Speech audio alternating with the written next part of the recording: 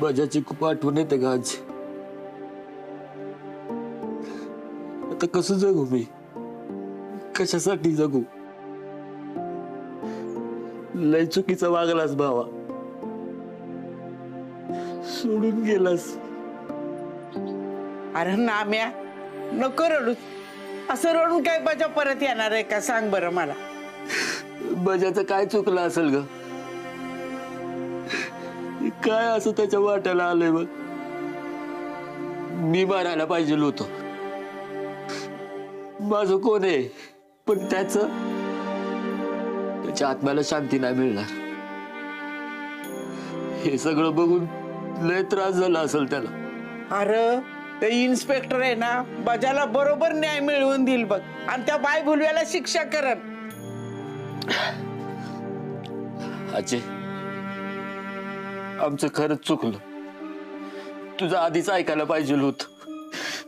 तुझं जर आधी ऐकलं असतं ना, तर आज बजा जिद्द असतं बघ. नामा भाऊजी जेवण. नको वहिनी, उपाशीच मारू द्या मला. अरे असं नको येड्यावानी बोलू. 2 घास खाऊन घे बाबा मग. नाही खाऊ वाटत का? जगू वाटायला झालंय मला आता. नाही, तुला जगायला पाहिजे. तुझ्या मित्रासाठी तुला जगायला पाहिजे. अरे बाजाच्या घरची जबाबदारी सगळी तुझ्यावर आहे. कोण तुझ्याशिवाय लक्ष देणार? सांग बरं बाबा माझ्या. घे 2 घास खाऊन, नको येड्यावानी करू. नाही खाऊ वाटत आहे ग. घशाखाली घास नाही उतरणार माझ्या. अगं त्या लीज डॉक्टरने माझ्या आयुष्याची माती केली. इतकी वर्ष गावातल्या लोकांना फसवलं त्यानं. त्या बिचाऱ्या भोळ्या बाबड्या माणसांचा फायदा घेतला त्यानं. नीच आहे तो, नीच. माझ्या मित्राला मारलंय त्यानं.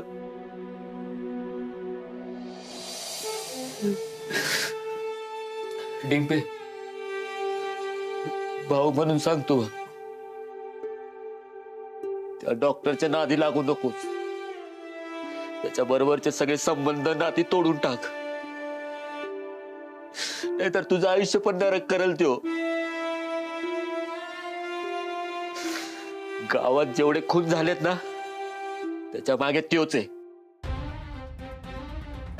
नाम्या दादा, काय बी काय बोलतोस? डॉक्टरांबद्दल काय मी वंगळ ऐकून घेणार नाही, आधी सांगते. मला माहित आहे माझा नवरा कसा आहे, त्यामुळे तू काय पण बोलू नकोस. हे अगं डिंपे, अगं ऐक की. नामा भाऊजी, तुम्ही किती त्रासात न जाताय मला कल्पना आहे त्याची. पण डॉक्टर या घरचं जावं येत, त्यामुळे त्यांच्याबद्दल बोलताना वाईट जपून बोलत जावा. अहो वहिनी, ऐका की माझं. अहो या वाड्याशी लय जुनं नातं आहे माझं. अहो दुसरं घरच आहे माझं. मी एकटा पडलो, आलाच झालो ना, तेव्हा या म्हातारीने सांभाळलं मला, लय जीव लावला. बाबू दादा मोठ्या भावासारखे उभे राहिले, सावरलं मला त्यांनी. मी वाड्याच्या भल्यासाठीच बोलते हो वहिनी, मी का खोटं बोलेन? अरे नाम्या, नको तू यांना सांगू. त्याचा काय बी उपयोग नाही बघ. हे ना त्या डॉक्टरच्या प्रेमात पार आंधळी झाल्यात. देव माणूस म्हणून पार त्यांचा मेंदू निकामी झालाय बघ. आता तुला सगळं कळलंय खरं. जेव्हा ह्यांना खरं कळल बघ, तेव्हा ह्यांचं डोळं उघडत्याल. तू नको रागात आठवू. तू 2 घास खाऊन घे बाबा माझे. अरे उठ.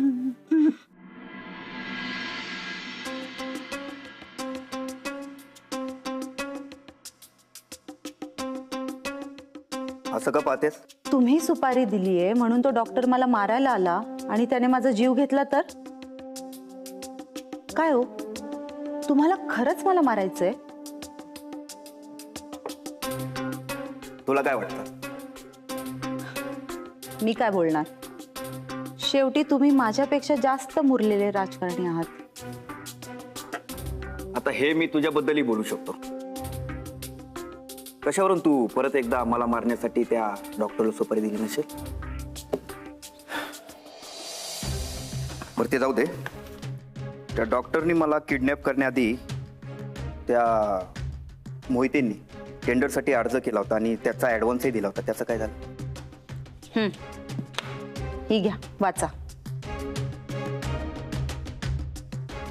वा,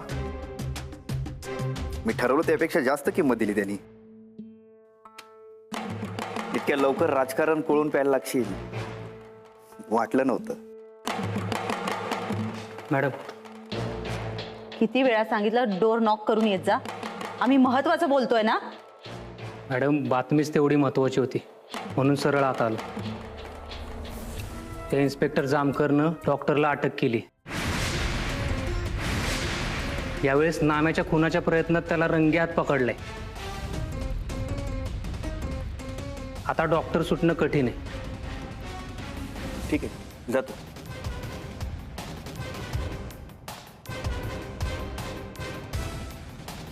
अहो पण आता तुमच्या सुपारीचं काय होणार? तू अजून तिथंच आहेस का? आपल्या पैशाचा विचार करा जरा. त्या डॉक्टरला आपण दिलेले सगळे पैसे लवकरात लवकर काढून घेतले पाहिजे, किंवा त्या जामकरला सांगा त्याच्याकडनं काढून घ्या. तेही खरंय. आपले पैसे मिळवायलाच हवे आता.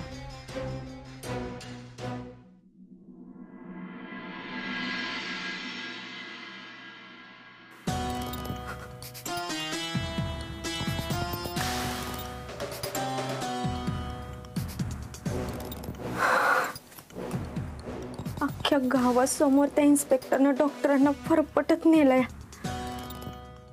मला तर वाटतंय ह्या इन्स्पेक्टरला डॉक्टरांच्या विरोधात पुरावा गावला असणार.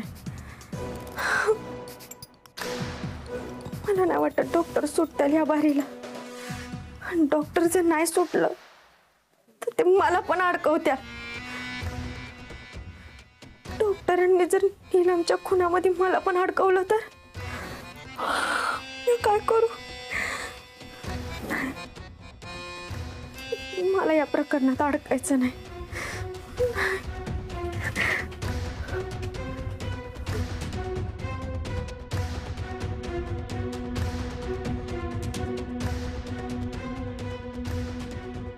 मला जेलमध्ये नाही जायचं.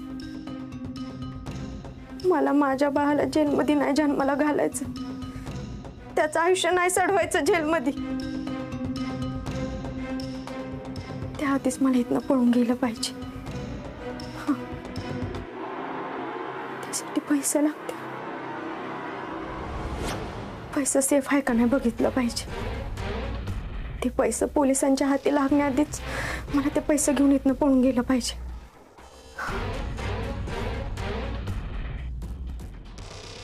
एवढ्या रात्री एकटी कशी जाऊ?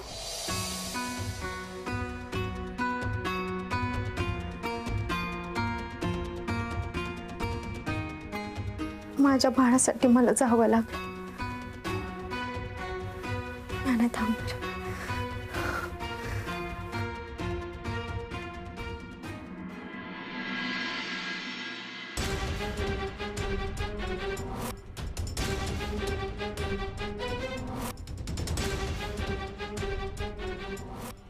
काय इथलं पैसा कुठं गेला?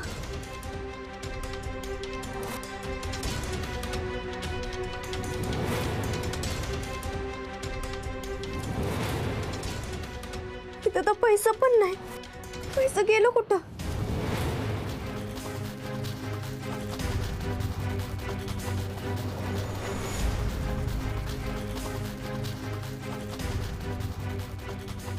म्हणजे पैसा डॉक्टरांनी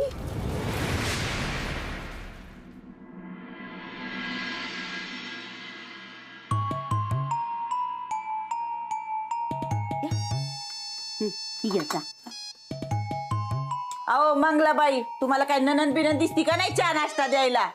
आणा इकडं. ए बाया, दे तिला आधी. जणू काय ती जलमल्यापासून उपाशीच आहे वाटतं. ए आहे अगं का ग असं मला खाण्यापिण्यावर बोलत असती? बया तुझ्यासाठी जगते म्हणून वाईच खाते, नाही तर माझं पार आणून मन उडालंय बघ. खात नाही म्हणायचं आणि पायली बरं हाणायचं, अशी गत आहे तुझी. डिंपल, ए डिंपल. ही अजून खाली आली नाही. हिचं आवरून झालंय का नाही अशांना कोर्टात जायला उशीर नाही का होणार? मंगले काय पुटपुटती आहेस ग? अक्का तुम्ही डिंपलला पाहिलंय का? नाही बाय, काही दिसली नाही मला, झोपली असेल अजून ती. बया डॉक्टरांच्या टेन्शन ना आजारी बिजारी पडली का काय?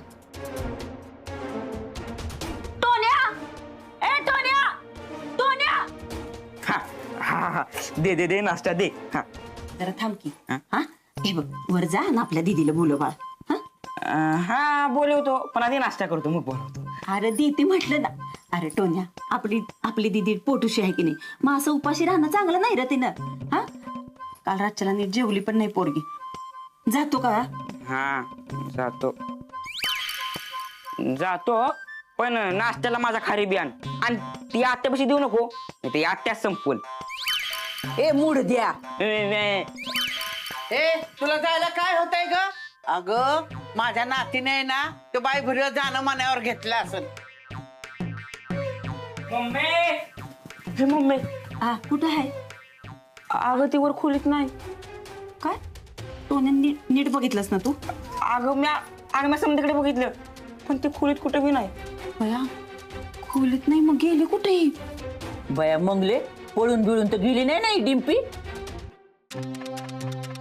नाही अशी कशी पळून जाईन? मंगल ती डॉक्टरांना भेटायला कोर्टात गेली असेल. तू नका काळजी करू, मी जाऊन बघून येतो. हा लवकर जावा.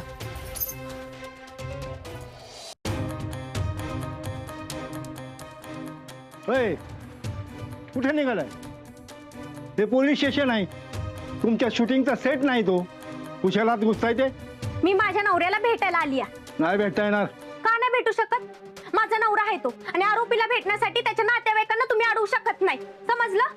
आणि तुम्ही जर मला भेटून नाही ना दिलं तर मी इथंच गोंधळ घालीन, कळलं? वायकर काय झालं? काय एवढ्या मॅडम तुमच्यावर भाडाकल्या त्या? त्यांना डॉक्टरांना भेटायचं आहे.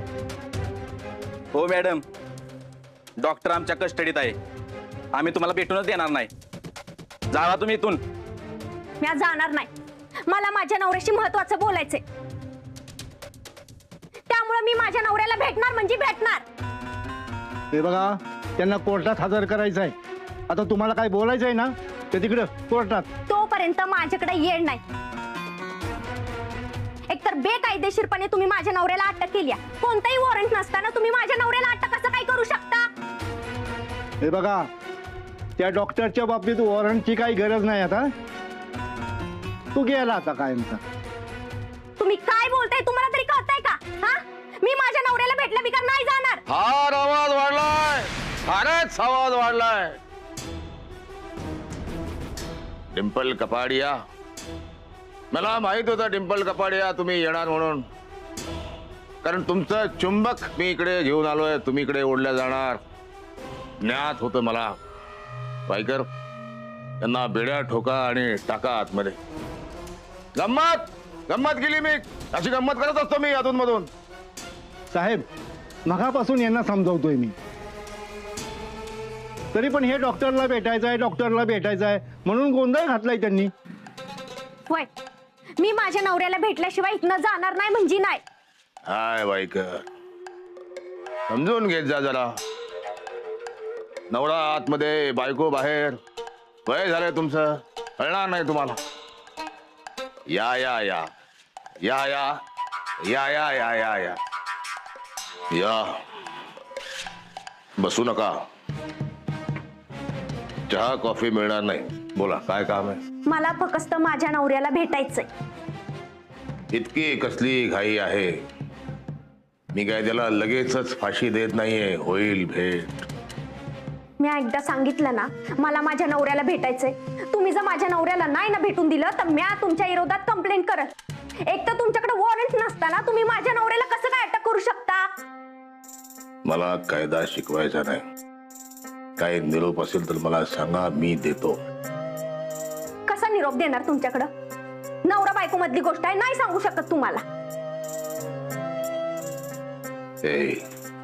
डिंपल कपाडिया, ते बघ तुझा फोटो आहे तिथे, संशयित आरोपी म्हणून. कधी बेड्या ठोकून टाकेन आतमध्ये. आवाज चढवायचा नाही, बोलले ना. त्या गाढवाला बोलवा, त्याची भरात काढायची. मोजकच बोलायचं आणि घरी निघायचं.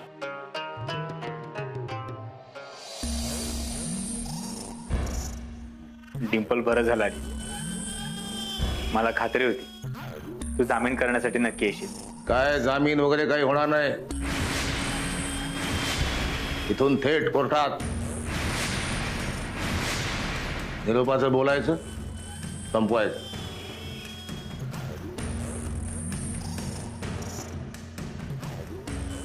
पैसा कुठं आहे? काय विचारते आम्ही? पैसा कुठं हाय?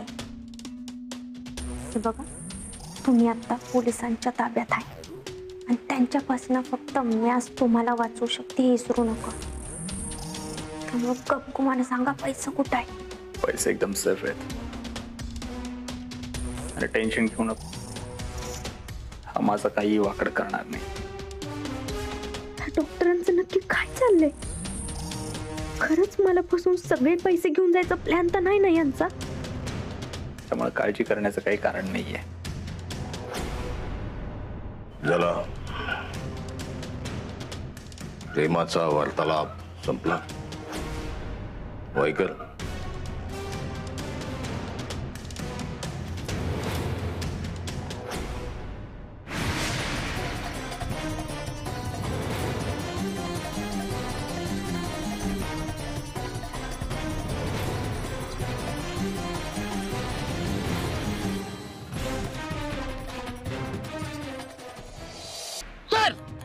आज या ठिकाणी आपण जे काही जमलेलो आहोत ते आपल्या देव माणसाला म्हणजे डॉक्टरांना आपण काय बी करून त्यांना सोडवायचं आहे. बरोबर आहे, बरोबर आहे. आज त्यांच्या पाठीशी आता ना उभं राहायचं तर मग कधी राहणार? बरोबर आहे, बरोबर आहे, बरोबर आहे. जिंदाबाद, जिंदाबाद, जिंदाबाद, जिंदाबाद, जिंदाबाद, डॉक्टर जिंदाबाद, पोलिसांचा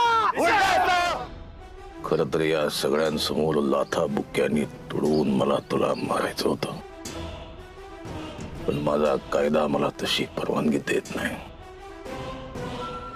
चांगलंय, स्वप्न बघणं चांगलंय. माणसानं स्वप्न बघावीत, पण काय स्वप्न तीच बघावी जी पूर्ण होणार. याही वेळी मी सुट्टे की नाही बघा. काय वायकर? कुणी कितीही गाडीला अडवं आलं, गाडी थांबवायची नाही, गाडी पुढे नेत राहायचं. चल.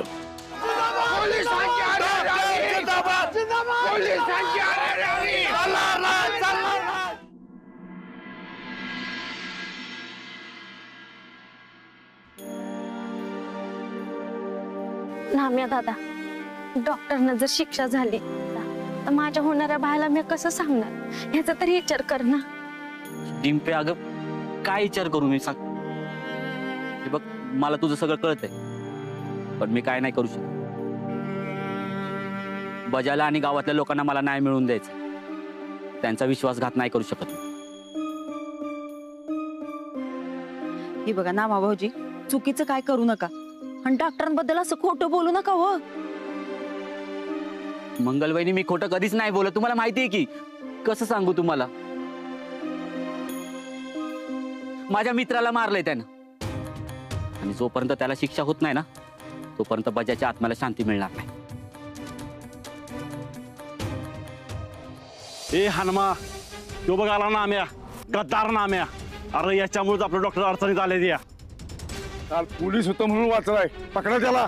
ए आता ना पकड त्याला. काय करतोय तुम्ही? असं कोर्टाच्या पुढे जाऊन कायदा हातामध्ये घेऊ नका.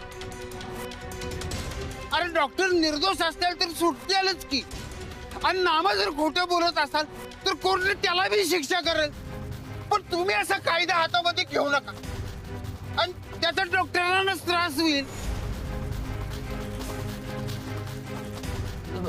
ऐका, तुम्हाला मला मारायचंय ना, माझा जीव घ्यायचा आहे तर घ्या. ते मी जगून काय करणार आहे?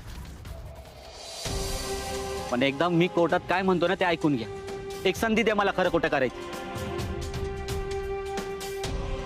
आणि तरी पण जर का तुमचा विश्वास नसेल बसत ना, तर तुम्ही मला मारून टाका, काय करायचं ते करा. फक्त एकदा संधी द्या. नाम्या आता एवढी शेवटची वेळ तुला, त्यानंतर तुला सुट्टी नाही, लक्षात ठेव. हा